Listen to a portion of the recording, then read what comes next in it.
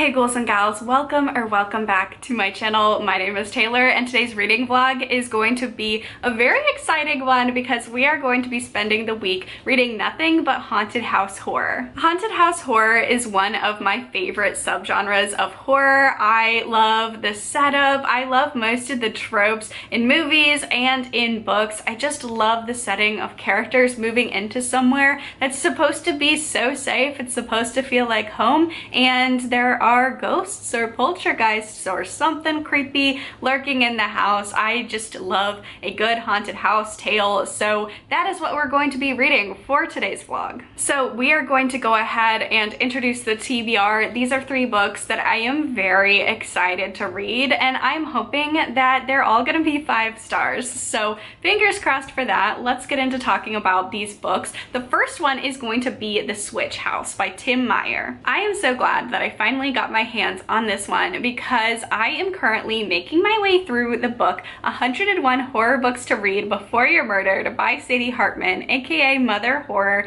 and I'm reading through that book and reading all of the book recommendations that she has suggested. This was one that was suggested in the Haunted Houses Horror section. Now, for that vlog, I could not get my hands on this. I had requested it as an ILL and it was supposed to come, but it never did, so unfortunately I could not read this one for that vlog, but my library actually went ahead and bought a copy, so now I get to read it, so that's very exciting. This one already comes highly recommended by a horror reviewer whose reviews I generally trust a lot, particularly when it comes to haunted house horror. That was a vlog that I had a really fun time and found 2 really great haunted house horror books, so I'm really glad that I finally got my hands on this one. So this is going to be book number 1. Book number 2 is going to be Midnight Rooms by Donyae.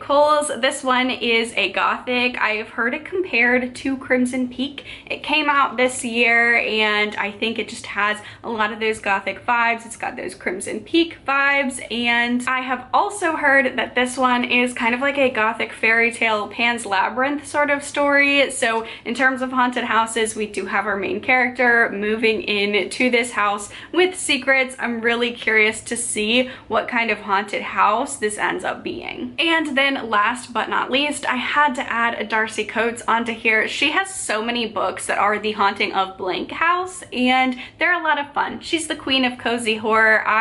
There are some books of hers that I do think get like more horrific, but for the most part, her books are cozy horror, which means there are chilling elements, but generally there is a happy ending to her stories. So I went ahead and picked up The Haunting at Rookward House. While I love haunted house horror, the other 2 books are new authors to me. So I figured adding in an author that I've read several things from and really enjoyed all of them would be a really good bet, just to make sure that if everything goes horribly wrong, hopefully at least I have a very trusty book to fall back onto. But these are the 3 books that I plan on reading. I'm super excited to start this vlog. I love a good haunted house horror. We are going to kick off this vlog with The Switch House. The blurb for this one says, "Congratulations, you've won a role on Let's Switch Houses. Your life is going to change, we promise. Your dreams will come true. Everything you've ever wanted, we have it. This is a chance of a lifetime. Come inside, switch with us."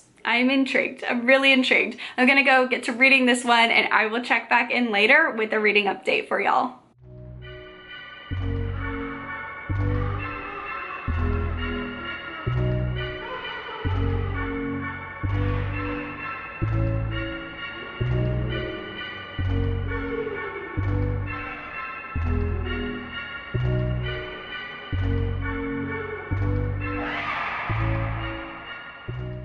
You guys, I am in such a good mood today. It is September, but today is the first day that it hasn't been like 85 to 90 degrees outside. It is 70, it is raining outside, so I get to wear a sweatshirt. It's finally sweater weather. It's not finally sweater weather. I live in the South. It's gonna climb back up to the high 80s, potentially even 90s by the end of this week, but for right now, I'm living for this little pocket of fall that I do have. It's the perfect ambiance ambiance to read haunted house horror, and I do have an update on the Switch House. I'm about 50% of the way through. I actually think I'm a little bit further than 50% because I did see there are some short stories included at the end of this book, so it's gonna be shorter than I thought it was. So I think I could be potentially maybe like 60 to 70% of the way through this one, but it's a very speedy read. It's a very small book and it doesn't have a lot of pages either, so definitely a very fast haunted house story. We are following couple Angela and Terry, and after a horrible tragedy in their house, they apply and become a part of this television show called The Switch. They switch places with someone else. They live in someone else's home for a couple of months, and then that person whose home they're living in lives in their house. So they attempt to do this to try and move on past the tragedy, try and heal, and maybe get away from the house in which this tragedy occurred. So after filming wraps up, they come back to their house. Angela starts feeling like something is wrong in the house. She starts having these really horrific nightmares and starts worrying that the woman that was staying in their house might have done something to wake something evil within this house. And that's really all I want to say about it because this one is so short. This one does deal like very heavily with dream sequences. A lot of the horror takes place within dreams. So if that is a no-go for you, you may not like this book. That's something that's very hit or miss for me. I don't like particularly mind it because the dream logic and the way Angela is having these dreams and they start creeping into her waking life is pretty interesting. And I also think just because this is so fast-paced, even though it's not necessarily one of my favorite tropes, it's not something that I'm too bothered by. There's been some very horrific imagery in here. So yeah, this is a short little update for a short little book, but I definitely anticipate myself finishing this tonight. I do have a good amount of time to read tonight and it's perfect reading weather. So I'm gonna go get to finishing this one up and I will check back in later, let y'all know my thoughts.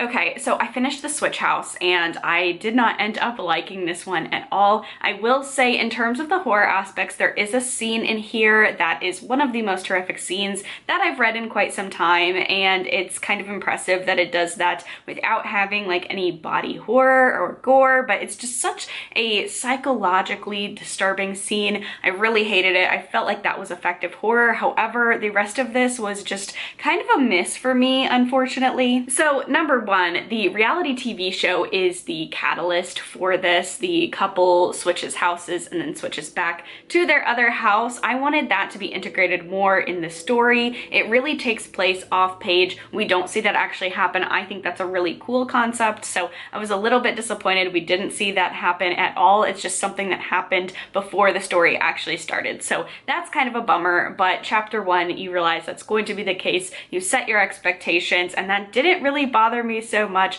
I was interested to see in where the story goes. However, this didn't really know where it wanted to go, like whether or not it was going to be psychological, paranormal, like true crimey. There were a lot of different threads that were created throughout this, and I don't mind a book or a novella that is like very ambiguous and you have to kind of figure out what happened yourself. Like I think Paul Tremblay is an author that does this really well. So that's to say that an ambiguous ending is not a deal breaker for me. However, there were just so many things that were introduced and then we never like saw them again. And there are not one, but 2 epilogues in this. And both of them really introduce a lot of ideas that just aren't like fully realized ever. There are a lot of really cool, really scary concepts, but they're just like different threads that just don't really combine well together. And there is so much contradiction in this short little novel. It ends up being about 130 pages that,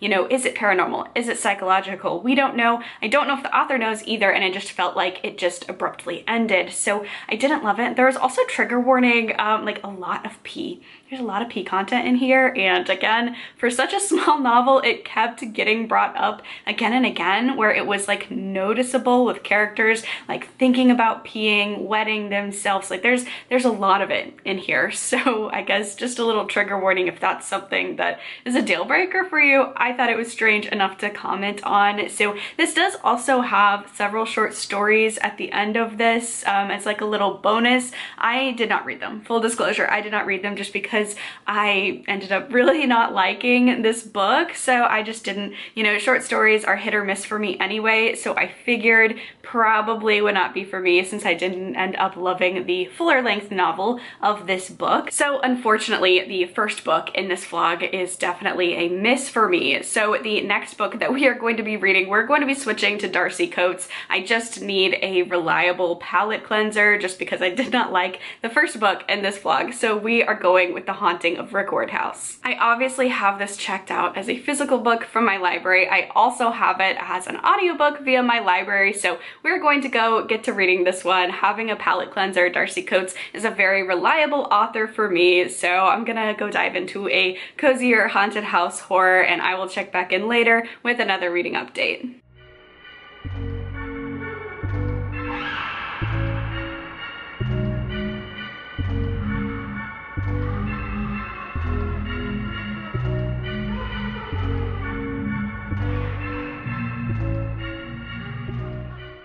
So I am now 30% of the way through The Haunting at Rookward House, and this one is going a whole lot better for me. It is so refreshing to dive into a Darcy Coates book. I really enjoy her stories, and I love her classic haunted house setup. She has so many books that have to deal with a haunted house. In this book, we follow our main character, Guy, and at the beginning of this book, he is helping his mother clean out her attic, and he uncovers a deed to a house that they apparently own, their family apparently owns, but they're not living in it. It's not the house that they live in. So he's really excited. He's down on his luck. He doesn't have a lot of prospects, and the family really needs the money. So he decides he's going to travel to this house, renovate the property, fix it up, and then sell it so he and his mother can get out of their financial situation. So he travels to Rookward House. It's a very beautiful house. It's in the middle of nowhere, and it is very overgrown. No one has lived here in quite some time. When he enters the house,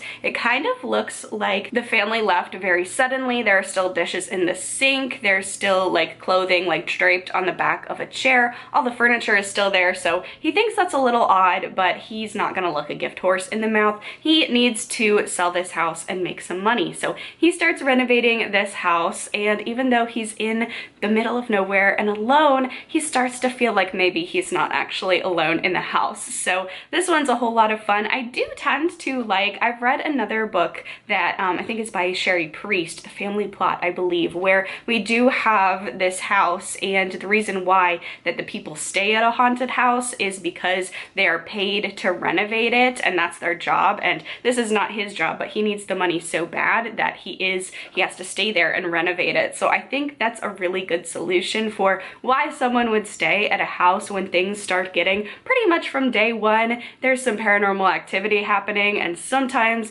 in haunted house movies, haunted house books, you're like, why are these characters staying here? What is going on? You can definitely understand why Guy needs to kind of gaslight himself, say that nothing is going on, and keep renovating this house to sell it for money. So I am liking that setup. Darcy Coates has a very easy writing style. There are some chilling moments, and this is just very readable overall. So I'm going to go get to reading. It's pretty fast paced. I think it's less than 300 pages, so I don't know if I'll give another update before I end up finishing this one, but so far so good. I'm really enjoying this, and I'm having a really good time reading it. So I'm going to go get back to reading, and I will check back in later with another reading update.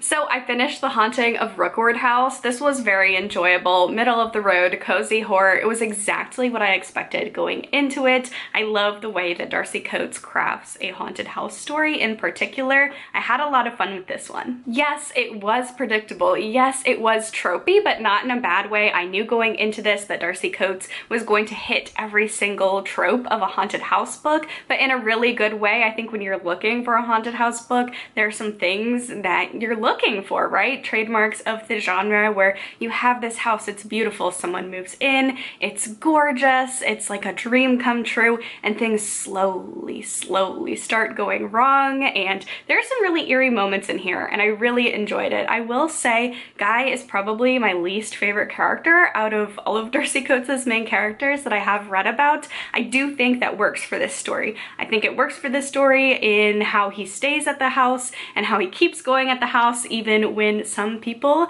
might have left. I know I certainly would have left before Guy did, but I do think that his character, while I didn't like him as a character, it worked for this story. So I don't think you need to have a lovable, likable, perfect main character for a good story, and I think his character and the character arc and the things that he goes through in this story works for this particular story. So I did have fun with this one, just like I thought I would when I chose a Darcy Coates for this vlog. I'm out of that little bit of a reading slump that the Switch House put me in, and we are now moving on to the third and final book in this vlog, Midnight Rooms by Donyae.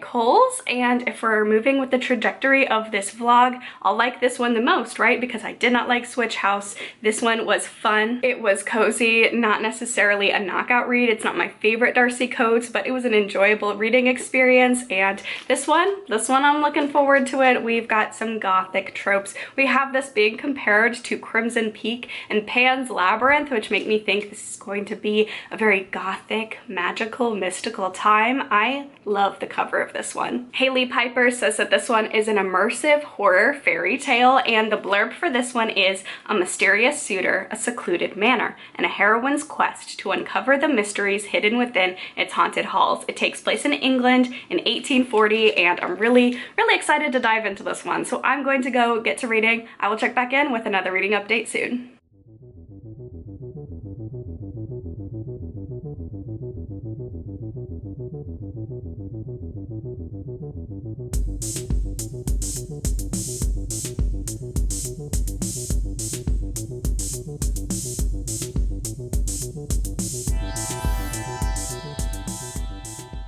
So I am now 9 chapters into Midnight Rooms by Donyae, and I'm really enjoying my time with this one so far. I definitely see the comparisons that we talked about earlier on in this vlog, and this is definitely making for a very compelling story so far. This story takes place in England in 1840. We are following Arabella, who is half black and half white. Her mother was black, her father was white, and they are both now deceased. At the beginning of the novel, she's living with her aunt and her uncle, her father's aunt and uncle. They have taken it upon themselves to raise her and then introduce her into society, get her married off so they can fulfill the obligation that they had to her father. As maybe one could imagine, being mixed race in 1840 is not the best when it comes to marriage prospects and getting out there and finding a suitable suitor. So Arabella never really figures that she is going to find any sort of advantageous match or even any match at all. However, a mysterious suitor comes to their door one day, offers to pay all of Arabella's uncle's debts and take her away to be his wife. So she's very hesitant about this, but she ends up meeting him. His name is Elias, and it turns out he seems very friendly. He seems like he likes her. He's enchanted by her even, and he's very complimentary. She decides that, you know, could be worse. He seems nice enough. He seems like he has a lot of money, and this seems just like a better future for her than living with her aunt and uncle, who do care for her, but really kind of treat her as more of an obligation rather than a member of the family. So they pretty immediately get married, and Elias whisks her away to his family's manor, which is in the middle of nowhere. So this is definitely a Gothic. It's very slow moving at first. You're introduced to Arabella, get to know about her and her world and all of the ins and outs of kind of courting and the marriage market and why she would agree to marry who is essentially a stranger and move to the middle of nowhere. So once our protagonist Arabella arrives at this manor. It's very beautiful, but it's also very off-putting. A lot of the rooms seem like they haven't been touched in years, and it turns out Elias's family is a little bit strange as well. So that is where our story starts to get a little bit more creepy, a little more Crimson Peak, a little more dark fairy tale-esque, as Arabella has to figure out her new standing. You know, she has a brand new husband that she doesn't know, so she wants to get to know him, get to know her status as the new lady of the house, get to know the house, which is very unsettling at times. It's beautiful, very large. There are things that maybe go bump in the night, and then of course her new in-laws are quite mysterious as well. So I am really enjoying this one. Chapter 9, you know, we've just gotten to the manor pretty much. We had a very strange welcome party for Arabella, and I think this one is going to be just as dreamlike in qualities and just as mysterious as Mexican Gothic. So I think if you like Gothic, at least I really like Gothic novels, and I'm really enjoying my time so far with this one. So that's really all I have to say at this point in the novel, but I am really enjoying my time with this one. The prose and the descriptions are just as beautiful as the cover would suggest. So I'm going to go read more of this Gothic fairy tale, and I will check back in later with another reading update.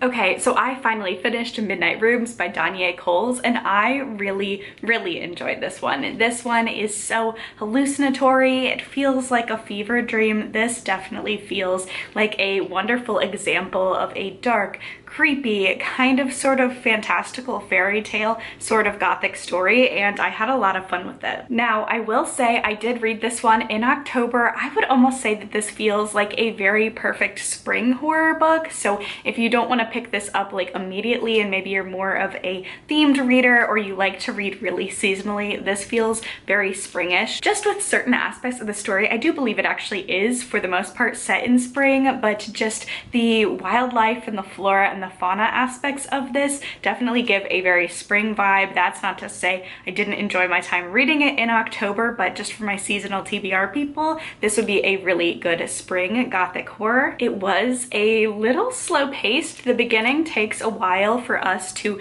learn who Arabella is, get the stakes set up, move into the house, and things take a little bit longer to go deeper and deeper into that madness, into that fever dream, the really creepy crescendo of an ending. The ending is absolutely wild and feels so different from the first chapter of this book especially. So if you're reading the first chapter and you're like, I don't know if I like this, wait until you get to the manor, and there it really starts to pick up in pacing and just really comes together very beautifully. I would say Crimson Peak is an absolute perfect example for this one, not only just in terms of like plots and themes, but also reception, because Crimson Peak has some haters. I'm not one of them, and I really love Crimson Peak and what it does for Gothic horror and the horror genre, but I know a lot of people going into Crimson Peak did not expect it to be like so Gothic and have Gothic tropes. And then another one that I would say